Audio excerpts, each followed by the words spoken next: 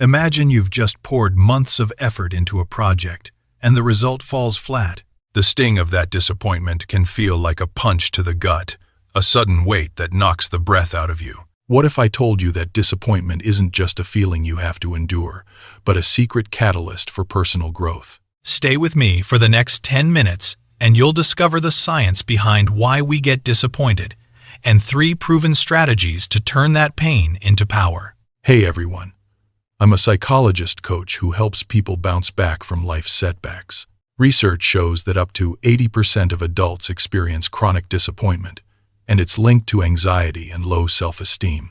Not long ago, I missed a deadline for a client presentation, watched the email bounce back with a polite but firm no, and felt that familiar knot in my chest. By the end of this video, you'll understand the brain's disappointment loop, learn how to rewire it, and walk away with a concrete action plan you can use right now. We'll explore 3 core sections: the psychology behind disappointment, the hidden benefits of feeling let down, and practical tools to manage and grow from it. Let's start by looking at the brain's disappointment circuit. Disappointment evolved as a prediction error signal, a tiny dip in dopamine that tells us something didn't go as expected. Imagine a simple animation of a brain where bright dopamine pathways suddenly dim when an outcome falls short. That dip is the brain's way of saying stop and recalibrate. The prefrontal cortex, our mental simulation center, runs a constant what-if loop, projecting future scenarios and comparing them to reality. When the two don't match, emotional pain spikes. This triggers a cascade of cortisol, a quick rise in heart rate, and that uneasy feeling in the gut that many of us recognize as disappointment. Typical triggers include relationship setbacks, career failures, and the endless comparison game on social media. Which of these have you felt lately? A quick sanity check can help. Let's try a micro pause together. Inhale, hold, exhale.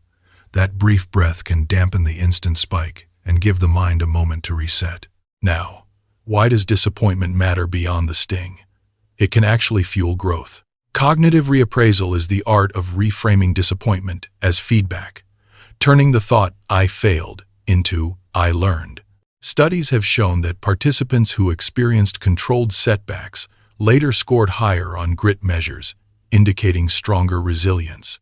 There's also a psychological reactance effect, where the urge to prove the disappointment wrong sparks a surge of motivation. Think of the athlete who missed a gold medal by a fraction of a second, then trained harder and broke the world record at the next championship. Confronting disappointment also clarifies our values and long-term goals, acting like a mirror that reflects what truly matters.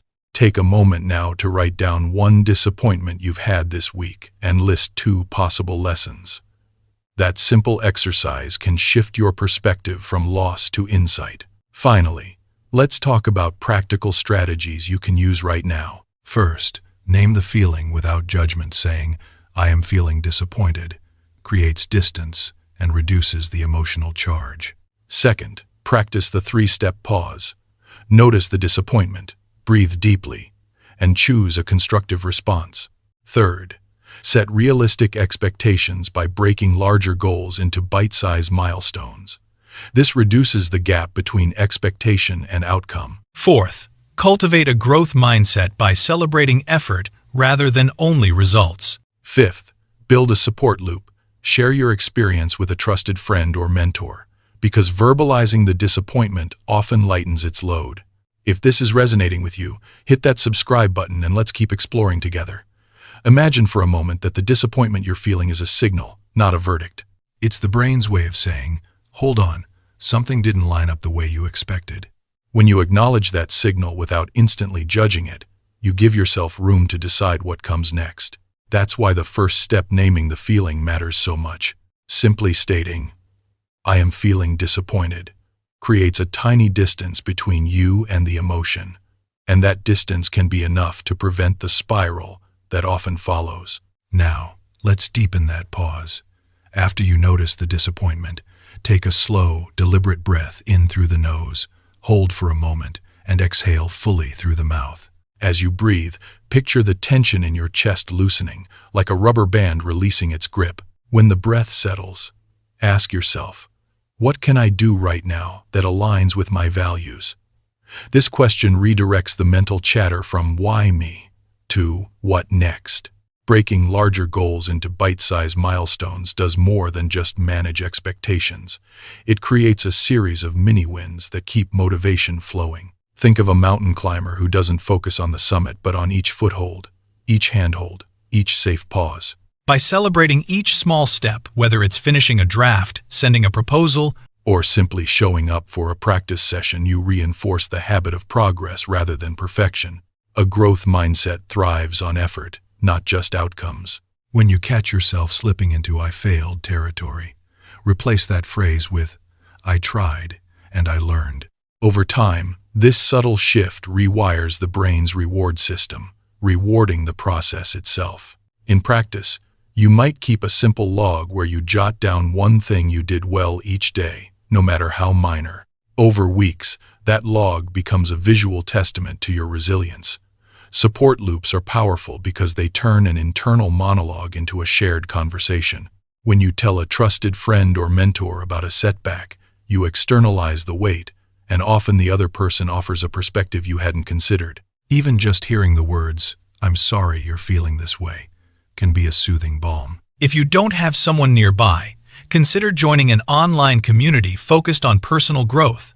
The collective wisdom there can be surprisingly uplifting. Let's add a couple of additional tools to your toolbox. One technique that many therapists recommend is the future self-visualization.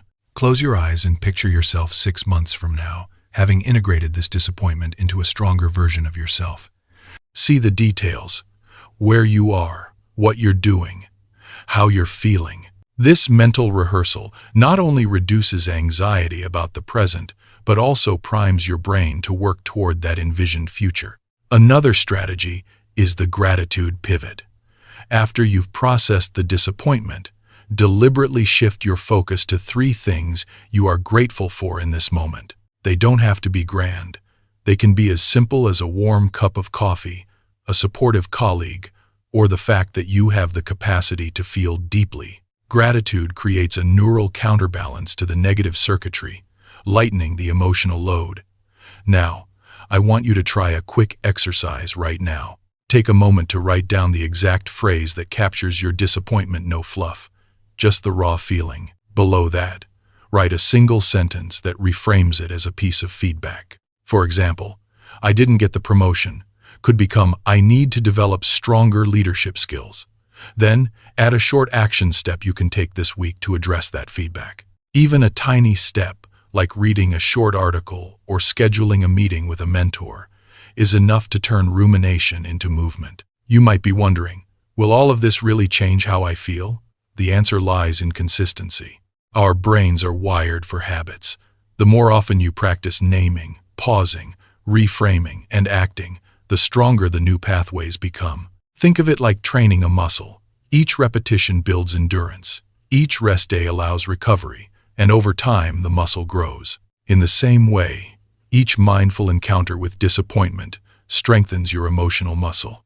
Let's talk about the role of self-compassion in this process. Often we are our own harshest critics, especially when outcomes fall short of expectations. Instead of chastising yourself, try speaking as you would to a dear friend who is struggling. Say, "It's okay to feel let down. You did your best with the information you had." This gentle tone reduces the cortisol surge that typically follows self-judgment, allowing your nervous system to settle more quickly. If you've ever felt stuck in a loop of disappointment, you might have experienced what psychologists call rumination, the habit of replaying the same scenario over and over in your mind. One effective antidote is the 5-minute rule. When you notice yourself spiraling, set a timer for 5 minutes and give yourself permission to think about the event fully during that window. When the timer ends, deliberately shift your attention to a neutral or positive activity. This bounded approach contains the rumination without suppressing the emotion, which can otherwise cause it to surface later with greater intensity. Another powerful method is behavioral activation. Sometimes disappointment saps the desire to act, leading to a slump in energy and motivation. Counteract this by scheduling a small, enjoyable activity like a short walk, a favorite playlist, or a quick creative doodle, regardless of how you feel. The act of moving forward, even in a tiny way, sends a signal to your brain that you are still engaged with life, and that signal can lift mood over time. You may also benefit from a learning journal. After each disappointment, jot down 3 questions. What happened? What did I learn about my expectations?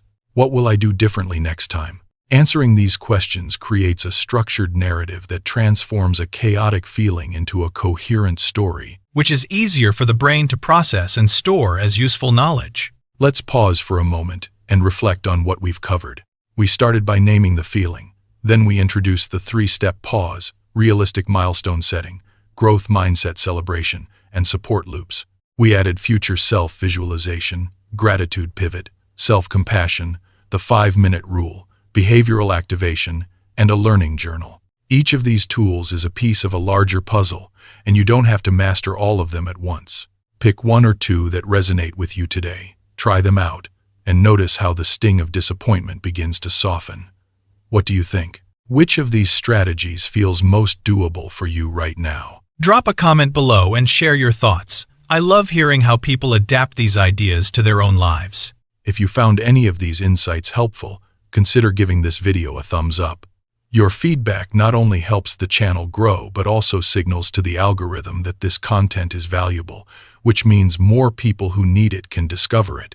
Before we wrap up, remember that disappointment is a universal experience. It doesn't define you, but how you respond to it does. By turning the moment of letdown into a launchpad for growth, you reclaim agency over your narrative. Each time you practice these steps, you're building a resilient foundation that will serve you through future challenges, big and small. If you're ready to keep exploring the science of emotions and practical ways to thrive, consider subscribing and turning on notifications so you won't miss the next deep dive.